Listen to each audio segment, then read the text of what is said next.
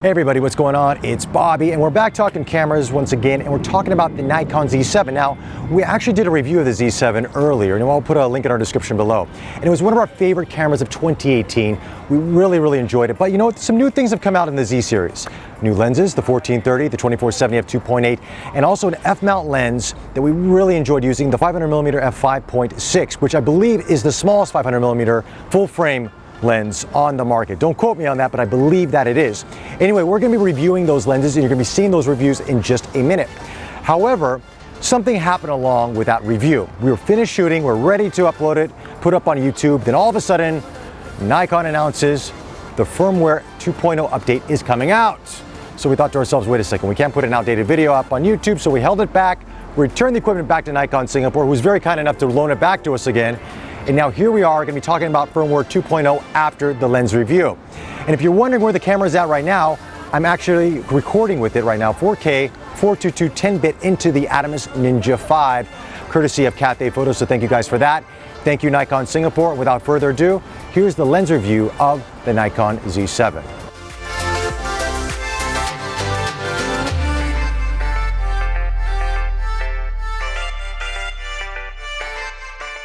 So the first lens we're going to talk about today is the 1430mm f4 zoom lens.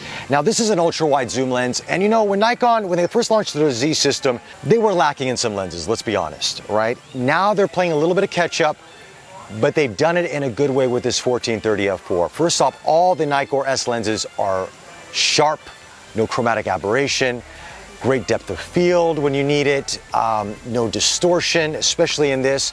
When you're talking wide angle, you can get distortion lenses. Nikon has done a tremendous job. But let's talk about what's in the internals of the lens. First off, 14 elements, 12 groups, 4 spherical elements. The weight of this lens is 485 grams, and the filter diameter is 82 millimeters. It's a telescopic lens, so it actually unlocks and then it zooms out like this. Some people like this design, some people don't. I prefer that it would zoom internally, but with this kind of quality of lens, you can't complain. Also, it's super light at 485 grams, like I just said, and it feels really good on the Nikon Z7 here. And as you can tell by our images here, even in the corners, it's really sharp. This is a great performing lens. If you want to shoot landscapes, mountains, even here at the zoo, you can't go wrong with this lens. This is a great travel companion. And then definitely, if you are investing into the Z mount system, it's a must-have.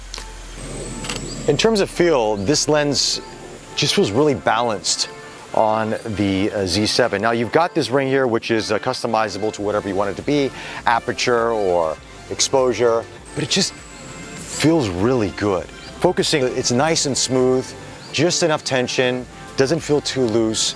I mean, Nikon has done a great job designing this lens. I mean, you can say that the aesthetics of all these new Nikkor S lenses are a little bit stealth or bland. I mean, there's really no like gold ring that you would find on the F-mount lenses, so to sort of differentiate them from any lens out there.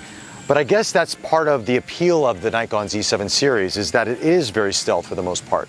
Besides the Nikon name here and the red lining here near the grip, it's just a camera that disappears when you're shooting. So you just can kind of capture moments without people really noticing it. It's really a good camera. It just kind of reminds me of actually how good this Nikon Z7 is.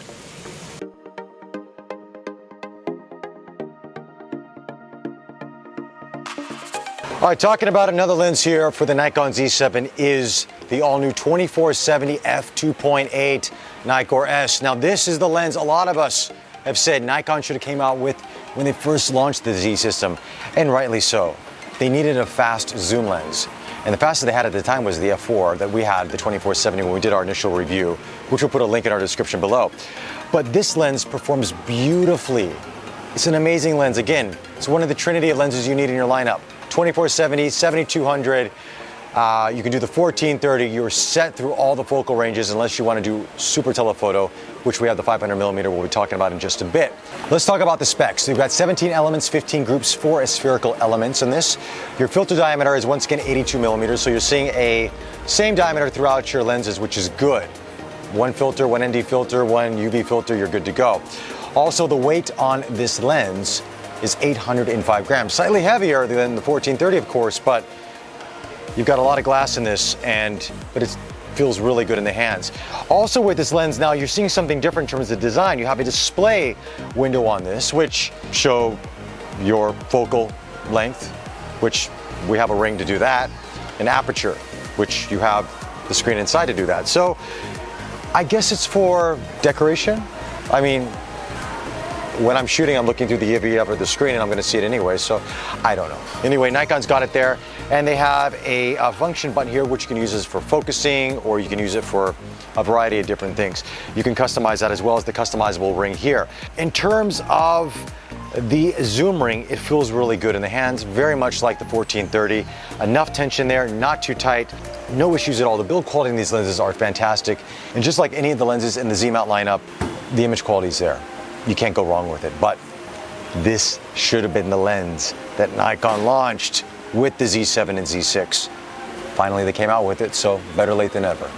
Now, talking about the image quality on this lens, there's something that Nikon has done with the Z-mount lenses is the depth of field. It sort of mimics a much faster lens. For example, when we had the f4 in our previous review, it felt like a 2.8, and this 2.8 feels like an f2 or even faster than that. I mean, it's really beautiful.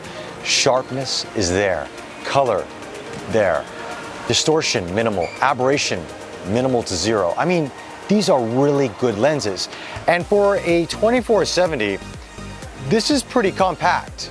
Now, of course, you got that telescopic zoom here, which does, of course, make it a bit longer, but when you're carrying it around, you're packed in. It's pretty compact for a lens. It's a surefire hit, especially if you have a Z-mount camera. You can't go wrong with this. Now we're moving on to our third lens that we're testing here. Now this lens is not native to the Z-mount. This is an f-mount lens.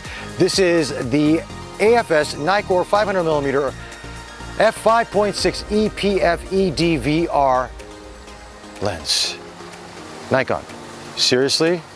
Could we sort of condense that name a little bit? A little bit, just a bit. Anyway, it's got a phase Fresnel element. That's what makes this lens unique, and it keeps the size actually very minimal, because for a 500mm lens, this is actually quite small. Feels more like a 200mm in your hands. Now, in terms of what's inside of this lens, you have 19 elements, 11 groups, that phase Fresnel element inside of it. Your minimal focusing distance on this lens, though, is 3 meters. It's not as close as other lenses, so that can be a bit troublesome. But if you're shooting wildlife like this, I'm never going to be closer than 3 meters from an orangutan. I'm just not. So I'll be okay with this lens. The weight of this lens, though, is at 1,460 grams. So it's quite hefty when you look at it, but for a 500mm lens, it's not too bad at all.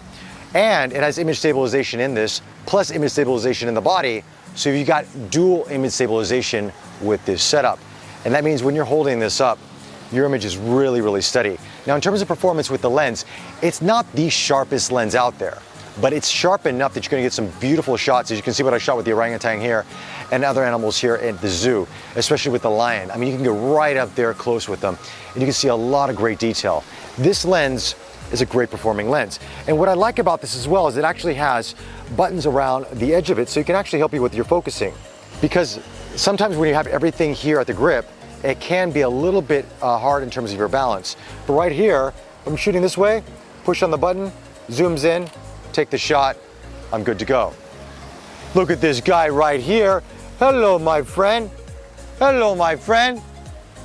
See, he ignores me. That's like my dating life. Prior to my current relationship, they always would do that, walk away. And now he's hiding in a box. Feeling a little bit rejected right now. Luckily, I have a long lens, so I can feel good about myself some way. Now, this is a great wildlife lens, but I'm just gonna give you a styling tip. Never wear a bright red shirt when all there is green and brown. You're gonna stand out like a sore thumb, like me. Now, the focusing, of course, with the FTZ adapter with an f-mount lens is not as fast, of course, as with the Z-mount lens natively. But again, at 500mm, you're not going for super fast. You're going for capturing that right moment, especially with an animal.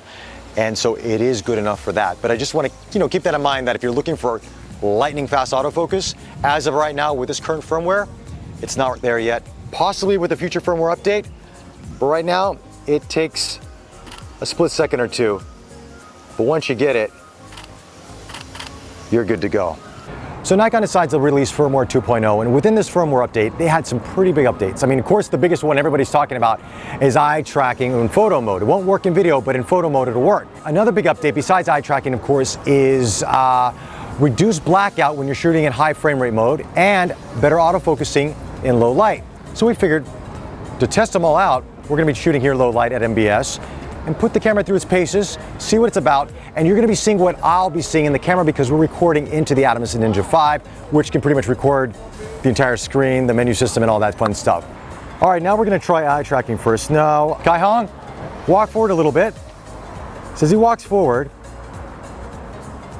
it does now lock onto his face. As he comes closer and closer and closer, it does track the face. Well, now the eye kicks in.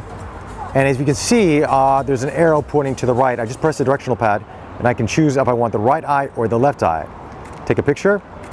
As you can tell, it's pretty good at tracking. If it does, it goes to the face. Lost a little bit of focus there. There we go, back into it.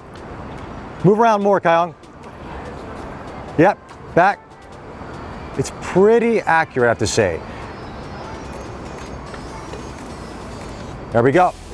Okay, so as you can tell, eye tracking is pretty decent. Is it at, let's say, a Sony level?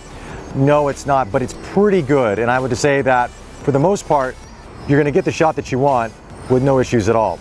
And just if you noticed that for a second, it was out of focus, but all I have to do is just slightly press on the shutter button and it just locks it in. And I got that photo. Kai-Hong, you look beautiful. Thanks, buddy. So our next test is low light autofocusing, which has been improved in firmware 2.0. Now, currently I'm about 18,000 ISO. It does vary from 12,800, 10,000, so forth, even up to 16,000. As you can tell, it locks in pretty quick. Kai-Hong, move around a little bit for me. Not bad. Eye tracking at 16,000 ISO, low light. Look at that. That was a great move. That was professional model quality right there. Kai-Hong, can you move over there a little bit to a darker area? As you can tell, it locks onto his face. I just slightly pressed on the shutter button and he is in focus. Come over here. Let's go against bright backlight real quick. So now we're going to shoot MBS over here. Now this is really low light and it still grabs on his face very easily. Now, we don't have the eye, but as long as you have the face in focus, that's good enough. Now, one of the other features in this firmware update, of course, is reduced blackout when you're shooting at high frame rate. So, I've set it to its max. Kai-Hong, walk towards me. As you can see, zero blackout. Now, the buffer, of course, is slowing down a little bit, but we are shooting at RAW, and it's very high megapixels, so that will be part of it. But still, nonetheless, look at that. It tracks, high frame rate, buffer kicked in, locked onto his face once again, go. So some of the shots were in focus, some were not, but nonetheless, as you can tell, reduced blackout, which is always a good thing, especially shooting high frame rate when you're shooting sports and all that. So for the previous shots, we were using the 24-70 f2.8, but we decided to try something different and try the 500mm f5.6. Now, we've got some beautiful shots at the zoo, as you saw, and now we're trying something low light at MBS. Now, we have a little riverboat there, and it locks on pretty quick. If I was to pan this around, as you're seeing right now, see if I can grab those people there. This is pretty quick. And this is an adapted lens, of course, to the Z7. It's an f-mount lens. And at 5.6 low light, this wouldn't be a lens you take out with you at nighttime, but as you can tell, it does perform admirably, and we are shooting at 25,600 ISO, so we are really pushing the boundaries of the ISO limits on the camera. But as you can tell, the image looks pretty decent. Locking in focus, no issues at all. All right, so that wraps up our review of the Nikon Z7, of course, with the new lenses, the 1430, the 24-70 f2.8, and the 500mm f5.6, which is a lens I love. Yeah, I mean, it's not the fastest lens, but damn, it's small for its size, and it performs admirably. I mean, if you take that lens in the right terrain or like the right situation, like we were here at the zoo, you know, shooting lions and orangutans and just different animals and cheetahs. I mean, it's a breathtaking lens. And of course, the 24-70 is fantastic as well. The 1430 is great for wide angle, really minimal distortion, if any at all. But the firmware 2.0 update is really Users have been wanting for quite some time. Glad it's out there. But really what they want, Nikon, is a professional grade mirrorless camera. You know this, we all know it. We know you have the D6 coming out possibly for the Olympics in 2020. But it's time to step it up with a mirrorless version of that, because now you've got the eye tracking. You got great tracking as a whole, better focusing in low light. You've got zero blackout at high frame rates. All you need is a super fast camera that can handle the best of sports, and we know you can do it. So Nikon, make that camera happen. Anyway, those are my thoughts on the Nikon Z7, and it's one of the best mirrorless cameras, I feel, full frame cameras in the market right now. But Nikon, if you could come out with that vertical grip, that would be great. A little extra battery wouldn't hurt anybody, because when you put that 500 on this small little body, you need a little bit more heft to it. Anyway, those are my thoughts on the Nikon Z7 with the new lenses and the new firmware update. Let me know your thoughts in the comment section below. Don't forget to subscribe to us on YouTube. We love you guys. We appreciate your comments. We appreciate your support. Follow us on Facebook. Until the next one, take care.